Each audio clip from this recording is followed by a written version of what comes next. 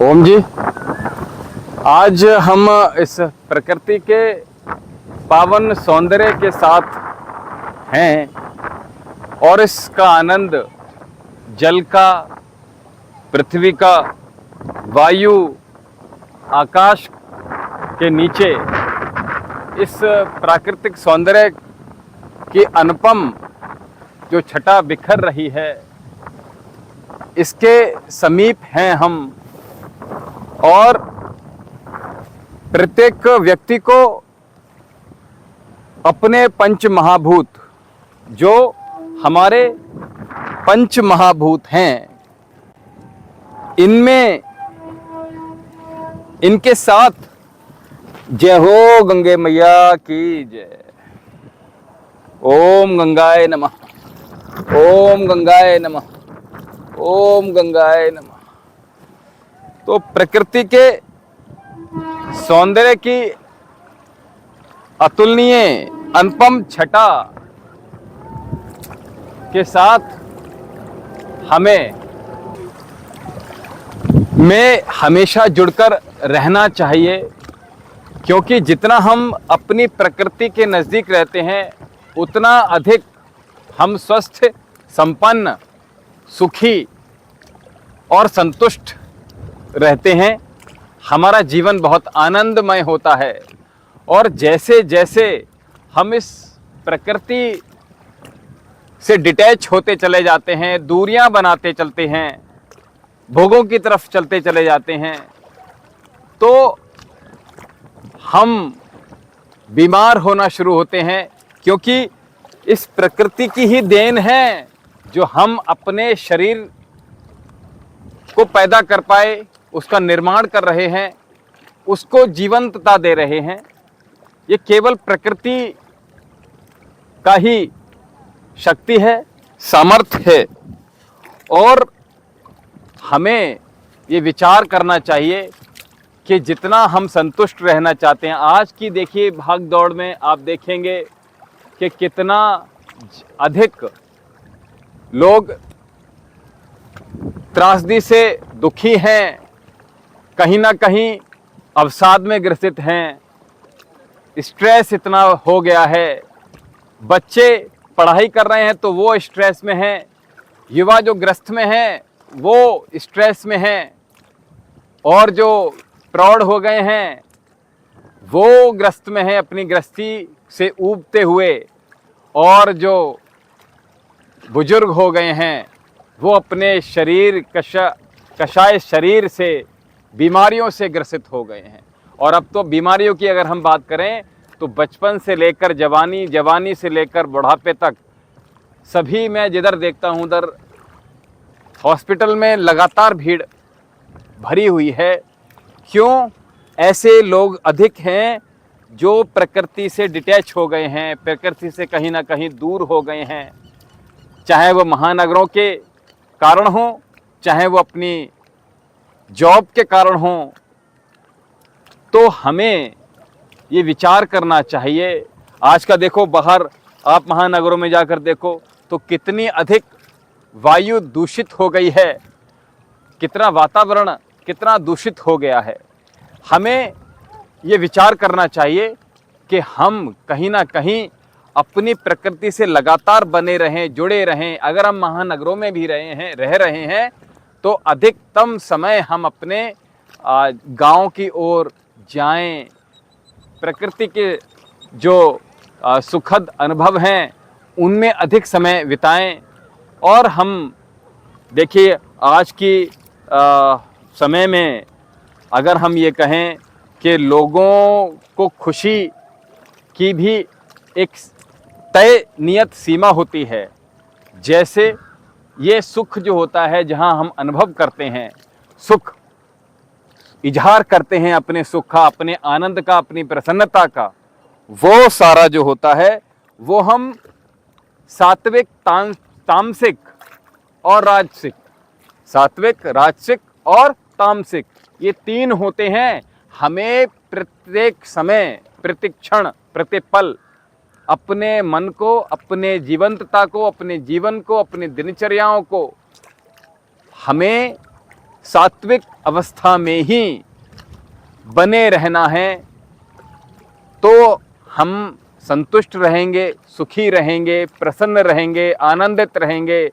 हमें जो जितने भी हम आनंद ढूंढ रहे हैं दूसरों को देखकर, दूसरों के सुखों को देखकर, वो लोग बता रहे हैं कि वाकई सुख कहाँ है, सुख कहाँ है। सुख उनके भोगों में है। लोग पार्टी कर रहे हैं तो कहते हैं हम सुखी हैं। लोगों को छुट्टी मिल जाती है ऑफिस से तो वो सोचते हैं सैटरडे संडे मिल गया, चलो हम शराब की पार्टी कर लेते हैं। वो कहते हैं हम खुश हैं, हम प्रसन्न हैं। लोग कहते हैं कि हम चलो किसी दूर होटल में जाकर भोजन का आनंद लेते हैं, तो क्या वो सुख है? ये विचार करने की बात है। हमारे सुख भी सात्विक, हमने कहा राजसिक और तामसिक होना, इनमें से सात्विक गुण को हमें हमेशा प्रत्येक जगह इम्पोर्टेंस देनी है। इस बात का विचार करना है। हमें अपने आनंद को, आनंद जो है, सुख है, वो हमें अच्छी चीज़ों में ही तलाशना चाहिए। हमें एडिक्शन नहीं होना चाहिए।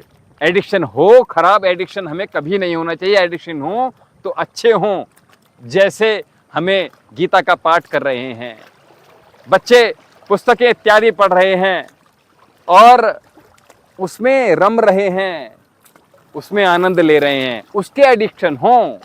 अच्छी चीज़ों के एडिक्शन होना चाहिए। भजन में हम आनंद प्राप्त करें। भजन में हम देखिए यहाँ पे कितनी अच्छी लहरें चल रही हैं, लगातार लहरें बढ़ रही हैं हमारी ओर, और किनारे पे आकर वो टकराती हैं। कितनी सुंदर आवाज़, मधुरम आवाज़ आ रही है।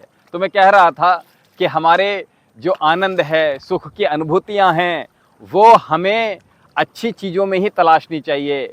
भजन गाएं, भजन सुने, अच्छे अच्छे भजन सुने, अच्छी अच्छी पुस्तकें पढ़ें, अच्छे अच्छे साधुओं के साथ सत्संग में बैठें और अच्छे अच्छे लोगों से मिलने का प्रयास करें। ये प्रयास करें कि हमारे, दूसरी बात, बहुत बड़ी बात बता रहा हूँ, हमारे बच्चे वही करते हैं, बहुत गंभीरता से मैं कह रहा हूँ, हमारे बच्चे वही करते हैं जो देखते हैं। बहुत से लोग, आपने सुना होगा, अरे आपने बच्चे से क्या कह दिया, बच्चे को क्या सिखा रहे हो, बच्चे को ठीक से बोलना नहीं आता, ये बच्चे से आपने क्या कह दिया। हाँ, तो होता क्या है, बच्चे किसी के कहने से नहीं एकदम से मानते हैं। बच्चे जो ऑब्जर्व करते हैं हमारे एनवायरनमेंट में, आसपास जो कुछ घट रहा होता है, वहीं उसी चीज़ को एडप्ट कर लेते हैं और उनकी ज़िंदगी बिल्कुल वैसी ही हो जाती है। तो मैंने कहा हमें अपनी ज़िंदगी को सात्विक अवस्था में ही रखनी है। हमें अच्छी अच्छी चीज़ों की ओर बढ़ना है, ये हमें ध्यान रखना है।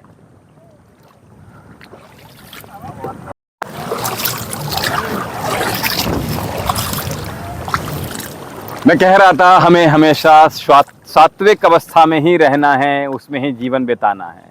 तो आपने देखा होगा गर्मियां चल रही हैं, जेठ का माह चल रहा है, इसमें लोग अलग अलग जगह जहां पूल बने हुए हैं, जहां पूल पार्क, वाटर पार्क बने हुए हैं, वहां फैमिली के साथ जा रहे हैं, अच्छी बात है।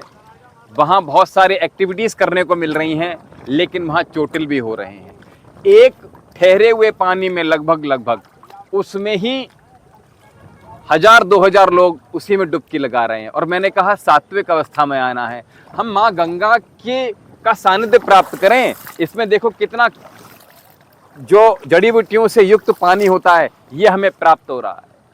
हमें ऐसे पानी में अपने परिवार के साथ आएं और पूरा दिन बिताएं, धार्मिकता के साथ हम आनंद लें। वाटर पार्क छोटी सी जगह हो गई, माँ गंगा देखो कितनी विशाल है, कितना अपना जो आशीर्वाद दे रही हैं वो हमें प्राप्त हो रहा है। और इससे हमारे मन को शांति, हमारे तन को शांति, हमारे उदर को शांति, हमारी तृप्ति, हमारी संतुष्टियाँ कितनी कोमल हो रही हैं, कितनी सुंदर हो रही हैं। तो मैं आह्वान करता हूँ ऐसे सभी साथियों से, ऐसे सभी परिवारों से कि वो वाटर पार्क न जाकर यहाँ माँ गंगा के तट पर माँ गंगा की पूजा करें, आरती करें, माँ गंगा का सानिध्य प्राप्त करें। कितना सुंदर। और मैं कह रहा था जून का गर्मियों का महीना है, तो गर्मियों के महीने में बहुत गर्मी है, दिन में बहुत तपन होती है। ऐसे में प्रयास करें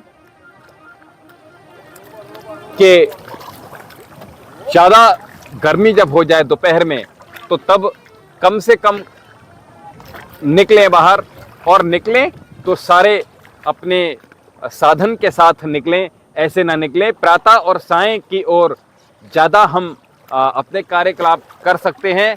और खाने पीने में आप अगर ध्यान देंगे तो पानी से जो ज़्यादा जिसमें पानी है, जिनमें पानी की पोटेंशियल ज़्यादा है, ऐसी चीज़ों का प्रयोग अधिक से अधिक करें। शीतलता बनी रहेगी। हम खीरे का, ककड़ी का, टमाटर का उपयोग करें, ग्रीन सब्जी, ग्रीन वेजिटेबल्स, और बहुत सारे फ्रूट इस समय आ रहे हैं, उनका बहुत ज़्यादा उपयोग करें। जो पानी वाले फल हैं, सब्जियां हैं, ऐसों का प्रयोग करें।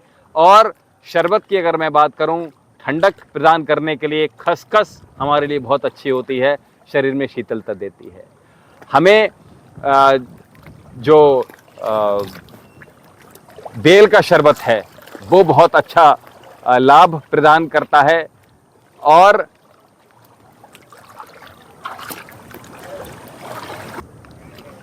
बेल का शरबत का प्रयोग करें, प्राकृतिक। ये नहीं कि जो कोल्ड ड्रिंक चल रही हैं और जो और भी चीज़ें इस तरह की जो चल रही हैं मार्केट में, कोल्ड ड्रिंक के नाम पर, ठंडे के नाम पर, ठंडे पेय पदार्थ के नाम पर, ये बड़ी खतरनाक हो जाती हैं। ये एक्चुअल में ठंडक प्रदान नहीं करती हैं। ऐसे में चाय, कॉफ़ी, इनका प्रयोग थोड़ा सा कम कीजिएगा। शीतलता वाकई में प्रदान करेंगे आपको। गोंद कतीरा एकदम शीतल कर देगा। आप आम पन्ने का प्रयोग कीजिएगा, आपको बहुत तृप्ति होगी, संतुष्टि, आपको भीतर से शांति मिलेगी। और आप जितना अधिक पानी का प्रयोग करेंगे पीने में, वो आपको बहुत अच्छा रहेगा। तो मैं कह रहा था हमें प्रकृति के साथ जुड़े रहना है। हमें पंच महाभूत, जिसके हमारा शरीर का निर्माण हुआ है, उसी से उनका हमें सम्मान करना है। और इसलिए हमें प्रकृति से जुड़े रहना है ना। प्रकृति से जुड़ने के लिए, अग्नि से जुड़ने के लिए यज्ञ इत्यादि का हम अपने घर में रोज यज्ञ करें, रोज हवन करें। और बहुत सारी उसमें औषधियाँ समय के अनुसार, ऋतु के अनुसार हमें उसमें डालेंगे। तो मैं कहता हूँ ना, ऋतुभुग हितभुग मितभुग, तो उसमें हमारे ऋतु के अनुसार औषधियाँ भी होती हैं। तो उसमें हम जब वो डालते हैं तो वाकई में हमारा अलग अलग मौसम के अनुसार हवन का विधान बताया गया है। छत पर हम सोने का प्रयास करेंगे, आकाश के नज़दीक रहेंगे। प्राकृतिक जो हवा है उससे हम लगातार हमें मिलेगी, पर्याप्त मिलेगी। और हम जितना अधिक इससे जुड़े रहेंगे, बने रहेंगे, उतना हम संतुष्ट रहेंगे और उतना हम प्रसन्न रहेंगे, आनंदित रहेंगे। 5 महाभूत को हम अपने जीवन में जरूर अपनाइएगा। ओम शम।